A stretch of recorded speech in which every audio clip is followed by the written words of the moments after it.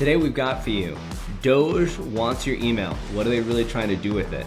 The market does feel fragile, right? Talks of a recession and talks of tariffs being so strong are hitting risk-off assets is key. What is happening with the market? What's really going on with China, and should we be as excited about China and Alibaba as everything else as people are saying and as the market is telling us to? China's debt crisis is the reason China's market is not what people think. Let's talk about how Wall Street got it wrong again with Snowflake, one of the most popular stocks out there in the market. Earnings uncensored. Apple announced $500 billion of investment. Can they really invest $500 billion? It's having some investors dump the stock because of it.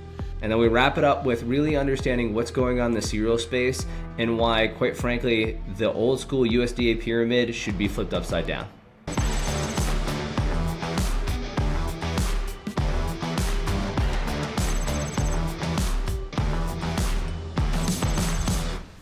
All right, what everybody's been talking about so far for the last 2 weeks has just been DOGE, right? Everybody wants to talk about one email and one email only. Elon saying to everybody, hey, basically, are you up, right? What are the 5 things that you've done this last week? And there's been back and forth about whether or not for government employees they should answer it or not. But what people are really not talking about is what Elon and DOGE actually want to use it for. And it's something we've been talking about for a while. And it's this idea that really, when you think about what DOGE is all about and why Elon is there, it's really about AI. And AI is actually the heart of what he's planning on doing and what he really wants to focus on. And the goal, right, of these emails, which I thought was super interesting, Joel, was this nugget where he was basically saying, hey, look, what we want to do is we want to take what they say they're doing, and then we want to analyze it using AI to say, is this an automatable task, right? Is this one of the, right, Turing's Institute's 83% of tasks that could be automated or not? Because if it could, right, what does that mean? And Joel, you and I had talked about this with Schaffner a bit, but that could mean if we do decide, hey, some of these tasks are really automatable, that could mean a lot for the DMV area and DC and what that means for the economy there. Well, the fact is GDP, when you calculate GDP, it includes government spending. Right? When you calculate employment, it includes government employment. So what happens if in the biggest area of the country that is dependent on government spending and government employment, and you're talking about the DMV, and I don't mean the Department of Motor Vehicles, but as the kids call it, DC, Maryland, and Virginia, the DMV. When you're talking about the DMV area like that, and you talk about what might be 5 or 10%, even just 5 or 10% cuts, let alone the kind of bigger numbers that they're saying, when they find maybe people just don't respond to the email because they're not actually working, they don't exist, all the kinds of stuff they're doing with Social Security, you're saying, are people receiving funds that don't deserve it because they're not around, because they're not there. So if that's the case and you end up cutting a bunch of workers from all this, you're looking at something in that area of a Great Depression. I mean, you're talking about it being like Detroit when the big 3 car makers collapse. You're talking about Pittsburgh when steel falls. It is that bad.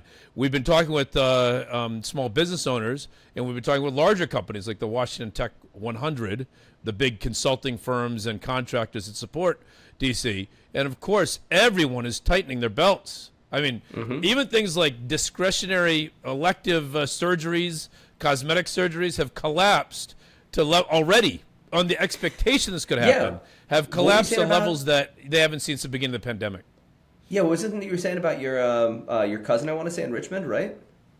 Yeah, in Richmond, in McLean, people I know in any of these areas of Virginia that are really dependent on, not necessarily dependent on the government directly, but restaurants that always have lots of people that work for the government.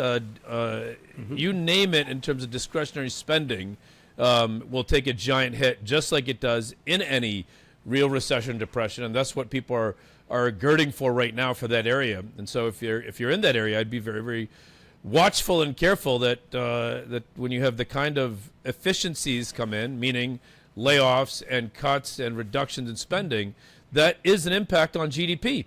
GDP, at least for that region, or what they would call GRP, gross regional product. Yep, if that's the case, you've got some serious issues to worry about if you live in those areas. And just to put it in perspective, everybody, right? Just government employees alone in the DMV. So not government contractors, which probably is like a 10 times multiple on government employees, but government employees alone is 280,000 plus or minus people in the DMV. So let's go really extreme, which is not when it's going to happen. But when Elon got into Twitter, right, he cut basically 80% of the employee base. Right, and we've talked about the idea I mentioned, right? The Turing Institute, which is the institute focused on AI, basically says, hey, 83% of government work could be automated. Of course, it's not going to be that big. But to Joel's point, look, this is a big deal for the DMV because it could literally lead to a recession. You fired 10% of those employees, and what happens after that, that could really lead to a real issue for the DMV. But the analogy, Joel, I think that was a really good one in terms of Detroit, is look, when Detroit was quote unquote in recession for probably like 30 years, the whole entire rest of the US economy was not ruined, right? I mean, the rest of the US economy could still work because there was actually productive things going on everywhere else.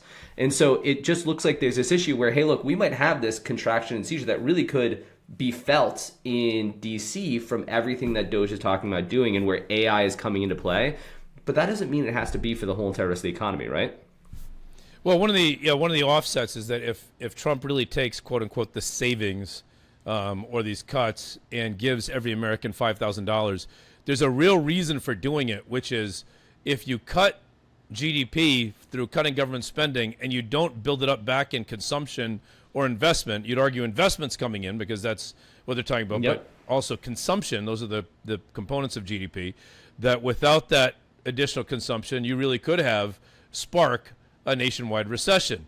If the investments come in and Apple and all these companies are spending a lot of money investing and you have consumer spending goes up and there's some tax cuts which will result in consumer spending, additional consumer spending, that could offset and would offset it. But there really has to be an offset. If you just cut government spending to that degree and you don't offset in a couple of other areas, you could send the country into recession. And I think that's why you see the risk off, as they call it, risk off assets that's happening right now, where the market has taken a bit of a tumble, the NASDAQ, the S&P, partly because people think the tariffs and these other things and the government cuts could result in a real recession because GDP does include government employment and government spending. Exactly, right? That's a perfect transition, right? DC is not the only place right now that feels rocky. Certainly, you talk to anybody who's paying attention to the market, and depending on if they're obsessed with cryptos or they're obsessed with or AI companies or staples, they have different levels of panic. But right now, Joel, right, the S&P is down 5%. NASDAQ is down like 8%. Of course, if you get into, the I'll call them trash coins because this is a family show, right? You can see ones that are down 80%, 90% plus. Everybody's in a coins. Yeah, the memes coin. They're meme coins. Thank you. Polite. That's the polite way to say it. But right, everybody is panicked about this idea of, hey, maybe it's because of DOGE, maybe it's because of inflation, maybe just because people are worried that things got too hot too fast. But sentiment is definitely at extreme levels right now in terms of right from the short term to the long term, and it has everybody wondering, hey, has basically the context of what's going on here changed, right? Are we now in a new market paradigm where we're not in an AI boom period, we're in an AI, kind of mini correction here, and there's a really relevant context here, which is if you look, Joel, right in that 94 to 2000 period and what happened there, that it really, well, history doesn't repeat, it rhymes. There's a lot that rhymes between right now and 94 to 2000 that really kind of gives us a lot less panic about the market as a whole, whatever is happening in the DMV. Is that fair, Joel?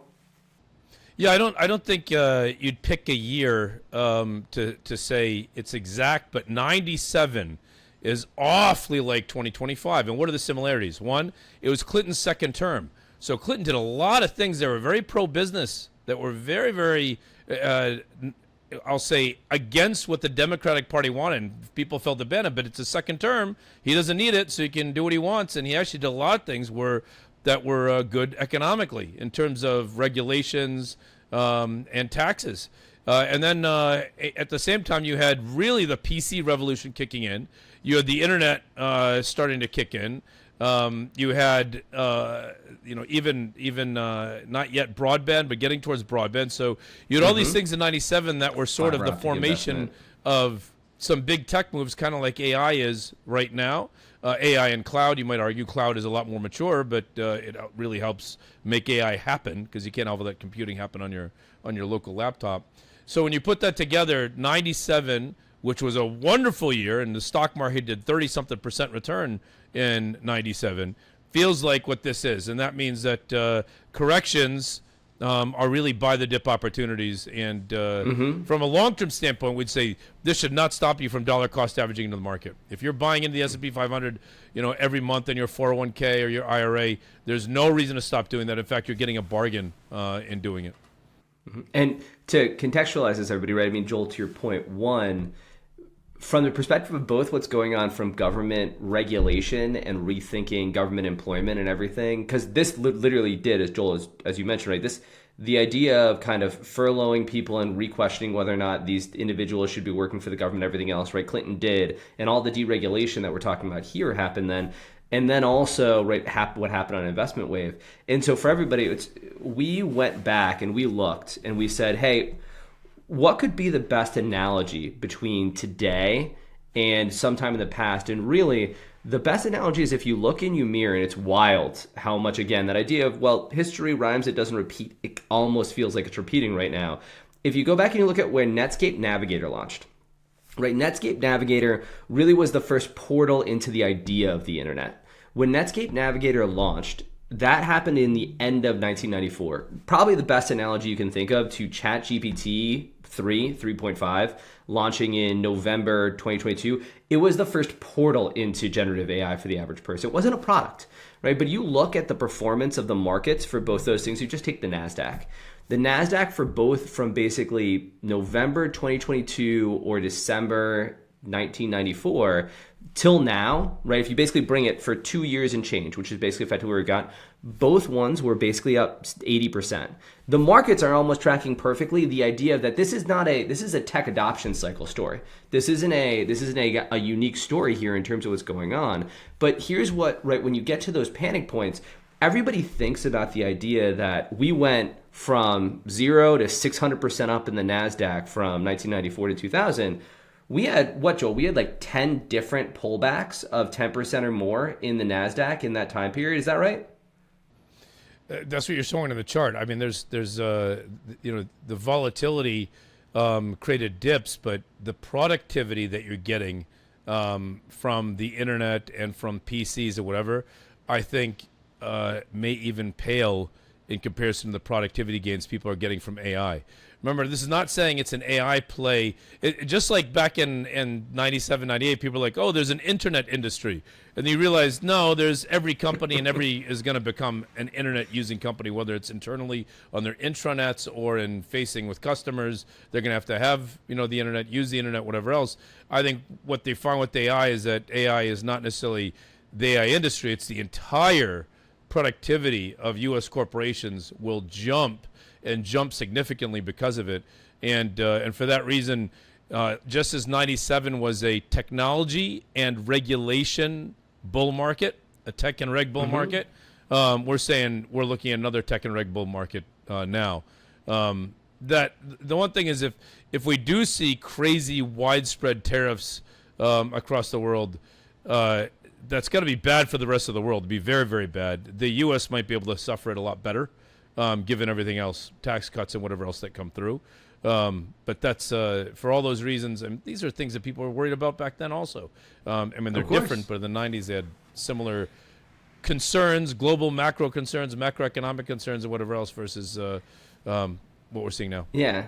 And if you look, right, I mean, we looked back at this stuff too, and we said, hey, what was leadership and how did it change in 94 to 2000? There was multiple pullbacks, so to say, like 10 plus. If you looked in each of those, if you just kept on owning leadership, right, ignore the pullbacks, right? If you just kept on owning leadership, you won, and that's the end of the story here. It's look, well, certainly people looking at Palantir or Coinbase or Tesla dropping or Ethereum or even Amazon and Google are panicking. If you own leadership, you're going to be all right. But here's the thing, right? Well, everybody is panicked about AI in the U.S. What people are certainly not panicked about right now is everybody's all about going in on China, right? I mean, I think China tech is up like Alibaba's up like 60% since the beginning of the year. And it seems just that everybody's saying, hey, China's fine, even with Trump going after it, basically it, and where we've been talking about its economic situation. I think we think that maybe the market's focusing negatively on the wrong thing and positively on the wrong thing. Is that fair? Yeah, I would say dead cat bounce. All right, for the market as a whole in China. I don't. China is uninvestable. I mean, I'm not saying you can't trade it. Anytime you have volatility like that, like an Alibaba or whatever, you can trade Chinese stocks if that's what you want to do. But to buy for the long term, I don't know if you've ever seen a chart of just the Dow versus the Shanghai Composite over the last 15 years. It's night and day different. Not pretty. It's not even close. My goodness. Even if you bought in at the worst parts and sold at the peaks of the Shanghai, and sold at the peaks, you still would have done better just holding the Dow for the entire period of time. I'm talking about the last 15 years, 16 years, going all the way back to like 2006, 2005, before the stock market in China peaked in 08, almost exactly the date of the Olympics, the China holding the Olympics. No, I don't. Isn't it wild, by the way, Joel? Isn't it wild? Isn't because 8 is the lucky number in Chinese culture? Is that right? Is it 8? Yes, they love 8s. It's funny because a lot of Chinese in the Philippines and some of the countries that go in Southeast Asia. There's a lot of Chinese, and you find door locks are always like 8888 on codes or 88. Like if you had to guess a password in China and it was 4 digits, you would guess 8888 because of how lucky they think it is. If you want to go to if you want to go to a slot machine in Macau, it's all 888s, right? Exactly. It's just so wild that it was 888. It was like almost too perfect that was when the peak was. It was the Olympics and the peak of the market at the time, and it's way down since then. It has not recovered since its peak of 888. It hasn't recovered. That's 16-something years later, 17 years later, whereas the Dow has just gone straight up, or the S&P or whatever, NASDAQ, the major market indexes you want to look in the U.S. It's not even close. So, no, I think China is still uninvestable. It's uninvestable relative to just buying the S&P 500. Now, if you're a trader, yes, volatility is great for trading, and so if you want lots of vol and for some reason you have a feel for Alibaba or whatever else, then have at it. But if you're a good, solid, fundamental investor, there is no reason to be in any Chinese stocks whatsoever. Now, part of the reason for that, Rob, is I think people know that we run an intrinsic credit default swap. So our coverage in China is more than 4,000 Chinese publicly listed companies. That's more than all of Wall Street's biggest 20 banks together covers. And we're covering that not just for equity, but also for debt. And when you look at how bad the balance sheets are, I'm not talking about real estate. I'm talking about every sector, every industry in China. You would look at it, you'd say, if you ran an intrinsic credit default swap, which is a score to tell you if a company should have junk debt, 1 out of 3 publicly listed companies in China would already be trading with junk debt, would already be on the risk of default. Would already be on the risk of default. No one else has this data. And so when you look at that, you say 1 out of 3. How many companies in the United States have a similar profile of call it 6,000 U.S. stocks? I don't know, less than 1%? Yeah, I mean, even in 2008, to your point, when we were talking about the idea that, the average high yield bond was yielding north of 10%, but investment grade bonds weren't trading like that, and the vast majority of the universe is investment grade or has no debt at all. I don't know, other than maybe 1929, 1931, maybe, Joel, that we've had in situations like that in the U.S.? Even then, meaning what's happening to the balance sheets of Chinese companies right now across all sectors, across all industries, not just the real estate, not just the banks. I'm talking about boring little tech companies. I'm talking about little consulting firms, billion-dollar consulting firms in China that have debt levels that are crushing these businesses. It's worse than 1930s U.S. It's worse than that.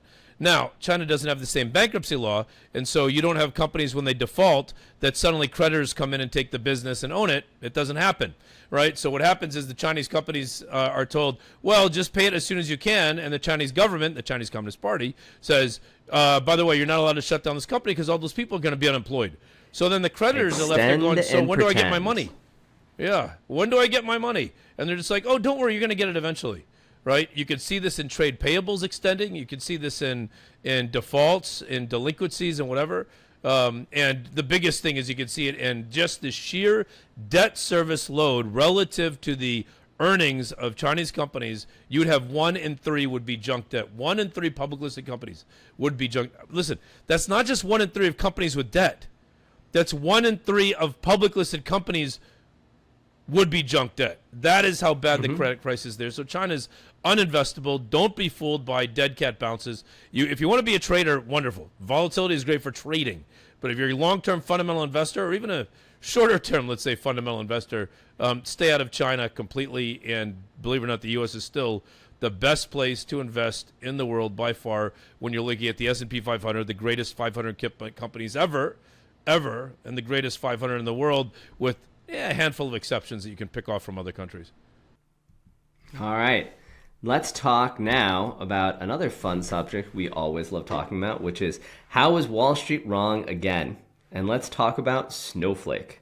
For those of you who don't know what Snowflake is, Snowflake's super fascinating business. We'll talk about it in a sec. But the big story here is how smart Citigroup is. So Citigroup came out and said that Snowflake had a slightly mixed quarter. And because of that slightly mixed quarter for Snowflake, they were going to raise the stock price, their target price of Snowflake, from $225 to $230. Right? So this is a $170 stock. So they're saying, we think that this company could be, have 25% upside. Here's the funny thing about that, just for context, right? This is a company, Joel. This is a 200 times as reported PE. Let's not even talk about uniform data yet, but an as reported PE that's 200 times. When a company that has a 200 times PE gives you a slightly mixed quarter, do you raise your stock price? This is just a bunch of nonsense, right? I mean, right now, look, the investment banker's real client is not you. It's not me. It's not the retail investor, despite all the publicity that CNBC and Bloomberg for this nonsense, right? I'm raising my price target from this to this or whatever else, or lowering it. Still, to this day, 90 to 95% of all ratings by Wall Street firms are buy and hold. 95% are buy and hold. So that means only like 5, maybe 6, 7% are sells. On what planet could it possibly be the case that more than that 90% of the stock market is undervalued, right? And they're like, well, what if the whole market goes up? Well, that doesn't make any sense. So no, this is just another example of the bank's real client is the management team, and they try to grab a little news or headline by increasing from $5 in a valuation that's already ridiculous anyway in price. And we're going to take a look at how ridiculous it is in a second. Right, and so for context, everybody, when Joel says the management team is their real client, there's a reason why for Snowflake the management team is their real client. So what you're looking at here is, as we always talk about, our uniform accounting, return on assets, and what the market's pricing in. So those dark blue bars are what the company has done historically. This company does not make money. Does not make money. And by the way, those two light blue bars, those are what analysts, Wall Street sell-side analysts, right? Citi, the same person who raised the stock price target for Snowflake from 225 to 230, also thinks that Snowflake's return on assets is going to get more negative in 24 and 25. And so, which is just awesome in and of itself. But the reason why we talk about this idea that the real client for Citi is Snowflake is when you lose money, like Snowflake's losing money, you need to fund that. Meaning you need to do equity issuances, probably not debt issuances for Snowflake, but equity. But there's a reason why everybody's so excited about Snowflake. Snowflake is actually a fascinating company, right? Because if you think about the idea of data is the new oil, right? In terms of the idea of what's going to fuel the modern economy is data and clean data. Snowflake is where you store, organize, and make your data available for everybody to use. It's kind of one of the most popular platforms out there to be able to do this. So everybody loves the story and loves the company and thinks, well, data is new AI. But I mean, Joel, you look at this, I mean, should we be splitting hairs about 225 versus 230 when this is what the market's pricing in? No, it's a bunch of nonsense. I mean, this is another reason why when we provide our recommendations, those of you that are subscribers or clients, we provide ranges. No, and by the way, that's a 12-month target that Citi says. That they're literally just saying 12 months from now, this particular stock won't be $225 a share, it'll be $230 a share. On what possible world do they have the accuracy to say what's going to happen in the stock market in the next 12 months, what's going to happen to interest rates, what's going to happen to inflation, what's going to happen with tariffs or AI regulation or anything that could potentially affect this company, that they're saying, I've changed my 12-month target from 220 to 230. Now, if you want to say this stock is somewhere between 200 and 400, That's where it's going to land. Boom. I think that's a much Done. more honest statement. But to go, I'm increasing it from 225 to 230 is a joke.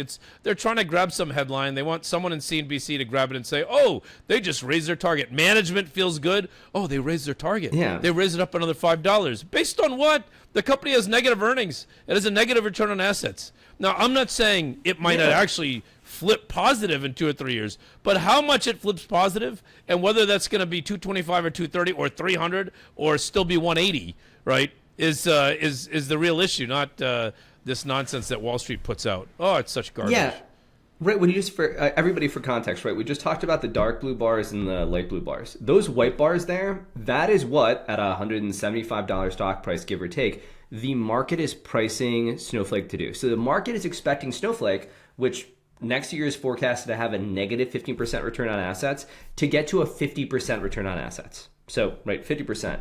When you have expectations that obscenely lofty in terms of a transition, normally when somebody comes out with a mixed quarter, that should send the stock tumbling and send everybody panicking. But if it doesn't, here's the thing. For you to try to, as Joel, as you were pointing out, for you to try to thread the needle as a stock market analyst and say, oh, well, that means that ROA is going to be 48% and not 50%, and therefore it's not worth 175, it's worth 165, or it's worth 200. It's a fool's errand, and this is why, right, talk in ranges. But it's just amazing that literally you've got a company with expectations this obscenely high, and yet when they have a mixed bag, Wall Street goes, well, it's a mixed bag. Let's bump up the stock price because we know they're going to get an equity issuance that we want to be able to make the money off of. All right. Let's talk about somebody else who's in the news recently, who's perpetually in the news, Apple, right? So this is, when we think about setting the line, right, as we like to call it, earnings uncensored, this is a good time to talk about for Apple in terms of the news that came out. So Apple just came out in the last week or so, right? Tim Cook met with Trump, said, hey, we are committed to show that we are, America first, everything else. We are going to invest $500 billion in the United States, and we are going to hire 20,000 new people in the United States.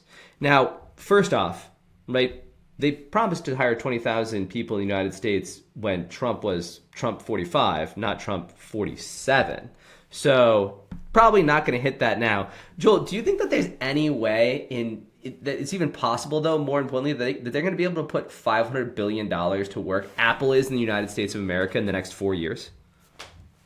Yeah, they could buy a crazy amount of NVIDIA chips the way that Google and the other firms are doing it. This could be very good for NVIDIA. I mean, because it's not going to be, salaries at $125 billion a year, right? Yeah.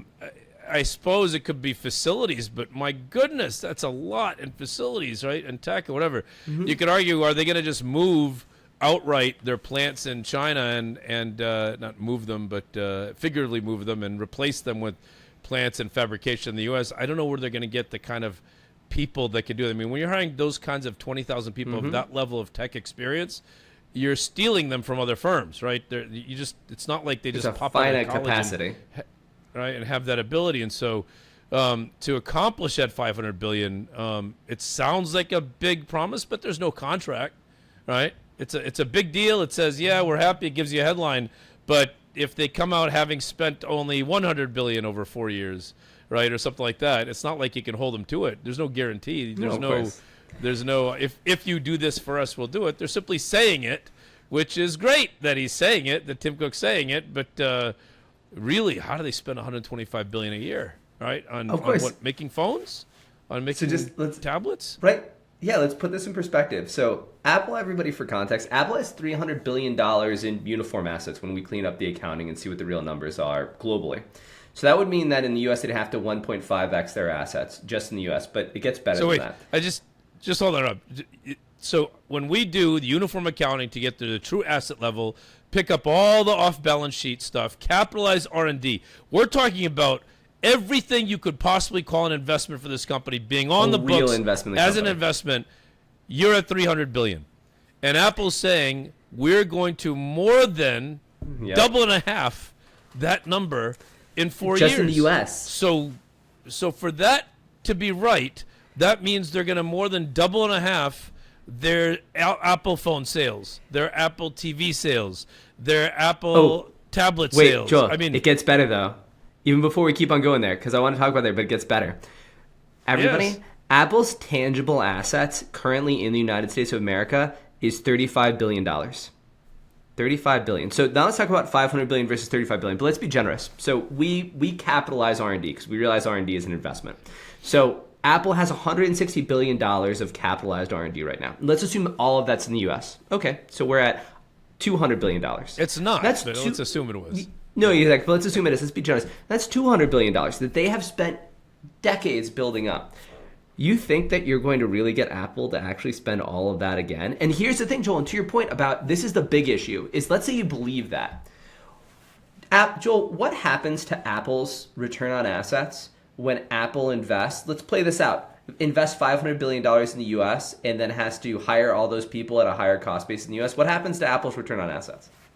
It has to collapse. I mean, you're increasing the A of ROA, but then you're putting additional costs. Just remember, if you're going to increase the asset base, the total all-in asset base by 1.7 times, you've got to increase phone sales by that much. You've got to, I'm sorry, this is not 70%. It's 170%. So Yes, you're talking about exactly. double and a half in terms of total iPhone sales. If they could get it, why don't they already? So to put that Yeah, kind of investment in, you're increasing the investment base, and you're hoping. So one of the two has got to give, and one that's going to give is you're not going to see that kind of investment go in. Nice that they say it. Nice that they get a lot of headlines for it and say, see, Apple, and hopefully get regulators or whoever off their backs in whatever way because they've been building their phones in China and everything else to make the commitment. But honestly, how could they? I'm not saying they don't have the money. They mint cash. They do. Yeah. But how are they going to invest that kind of money? I don't know. Maybe they're going to park the cash in U.S. banks and say, Right, exactly. see, that's an Yeah. investment. It's an investment of The- cash. Yeah, the in banks US are money markets. making. Yeah, they actually what they do, Joel. To your point, they put $50 billion more dollars in U.S. banks and say, please lend that out at a 10% reserve requirement. There you go. We just created $500 billion of U.S. investment. Look, that's what we did. That's right. But for everybody, Or they, right, you know what just- they could do? They could buy back $30 billion of Apple shares for the next 5 years and say, Apple's a U.S. company, so by buying back our Right. shares, we're essentially investing in America. I mean, honestly, I don't know where it's going to come from. It's got to come from something Right. funky like that. Otherwise, you're not going to hit it. It's just, it's we're, too we're, big a we're number.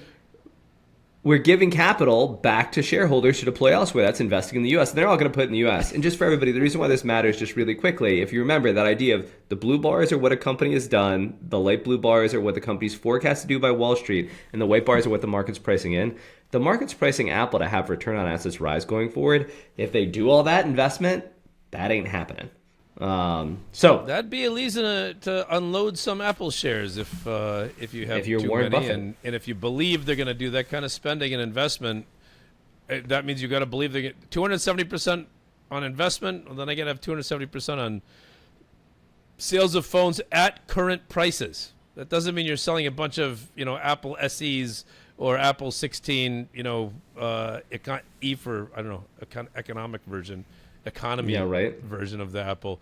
Yeah, I don't. It seems ridiculous they're going to be able to spend that, and if they do, it seems ridiculous they're going to be able to get the revenues and the profits to justify it, which means that stock is in deep trouble. Exactly. All right, Joel. Now let's talk about the topic everybody wants to talk about, which is cereal. So, Joel, tell me all about Jason Fung. Look, Jason Fung, Dr. Jason Fung is a friend of Altimetry's, and we've become friends over time. Dr. Jason Fung wrote the Obesity Code. He wrote the Diabetes Code. He wrote the Cancer Code. These books have more than 40,000 reviews and 5-star reviews across the board. 4- and 5-star reviews for his books are fantastic. He is probably the world expert on intermittent fasting, or one of anyway. In my book, he's the expert. I'm an intermittent faster. And I can say one thing that happened when I started doing intermittent fasting. It's not just the fasting, it's also what I ate when I wasn't fasting, when I break my fast. And my break fast is anything but what people think people have at breakfast. It's not cereal, it's not donuts, it's not carbs, right? It's not croissants. My breakfast is heavily proteins and I'll say healthy fats and some amount of carbs.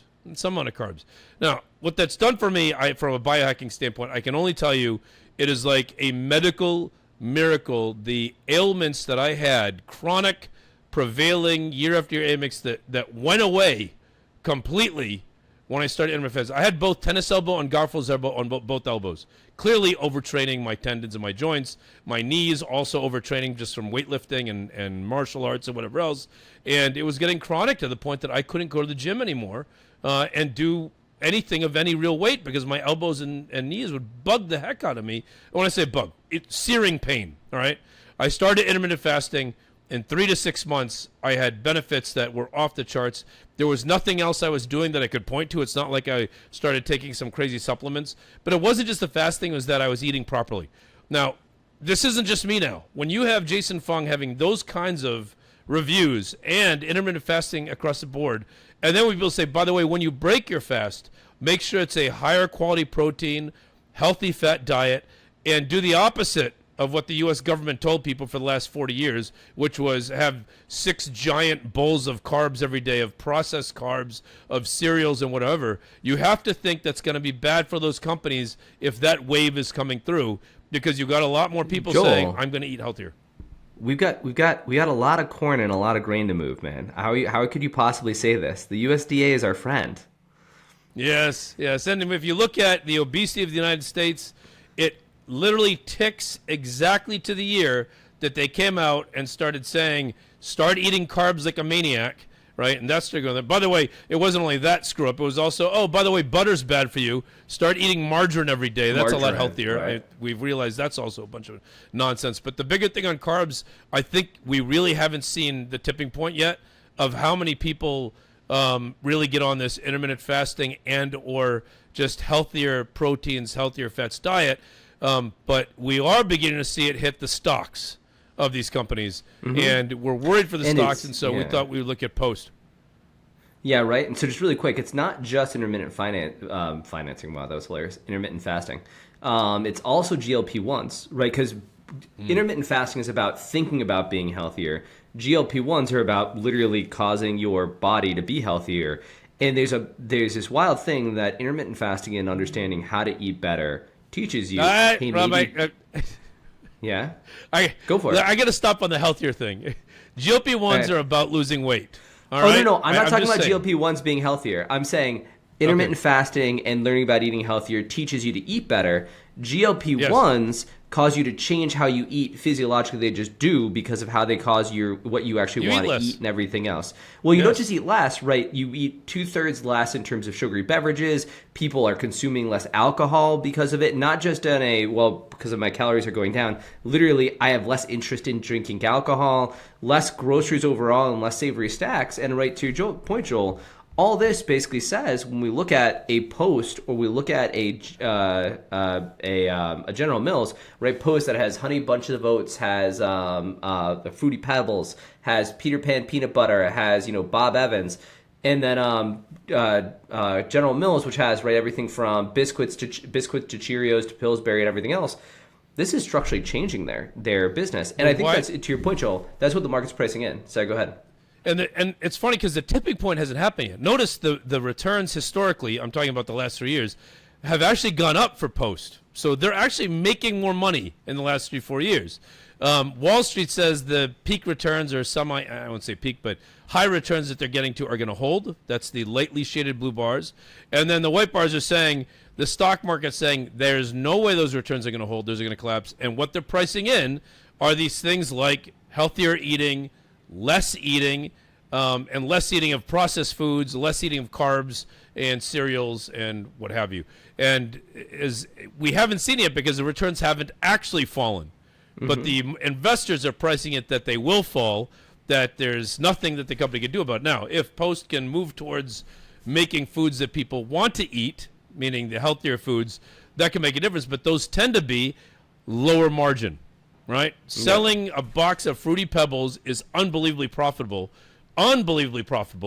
right? Selling a really good health bar with high protein from good protein sources with low sugars but still tastes good, there's no way the margins on that is the same as the cereal aisle and all those boxes of processed junk food, right, that are labeled as healthy breakfast of champions cereals. There's no reason to eat a cereal, ever. right? Honestly, why would you need to? Given all the other things you could eat that are healthy for you. So when that's priced in for Post, and also, Rob, you have General Mills? Yep. And there's General Same Mills, idea. GIS. So the tipping point has not happened yet, but for General Mills at least, the Wall Street consensus forecast that's in the back of the research reports, not the buy-sell recommendations, not the target price, but the one place where Wall Street analysts have some decent capability is building pro forma financials for the next year or two, which we take that in aggregate, we make those lightly shaded blue bars, and it says even the Wall Street analysts think that General Mills will fall, and then the stock market saying, yeah, that's not falling enough. To get to the stock price, you'd have to have returns keep falling from those 20% levels down to something like 17 or 18. For a company that size and as stable as returns have been, that is a big drop from 20 to 25% returns down to sub 18 and below. And I think it's because these health trends are in place. I think because Dr. Jason Fung and people like him are making a big difference in people's lives. My life is totally different. And the way I eat today versus the way I ate before I started reading Jason Fung's work. And yes, I'm endorsing it all day long. I don't get paid for it, but changed my life for the better in gigantic ways. I am healthier today at 55 than I was at 45 by a long shot. And not just like in the gym, but just in general. I just feel great. And I didn't when I was 45, and it had a lot to do with eating 3-4 square meals a day and eating big breakfast and having a lot All of the carbs carbs in my in the diet. world. Because I thought that's what you're supposed to do, according to the government. And so everybody, we started the show talking about how we're trying to fix the government, and then we wrap up the show with how the government broke your diet. So you didn't expect we were going to get there, but that's the adventure that we take you on. Everybody, thanks so much, and come back for the next show. Thank you, everyone. See you next time. All right, thanks everybody for tuning in. If you want to hear more and follow us on a daily basis, just click the first link below and be able to track what we're doing every single day.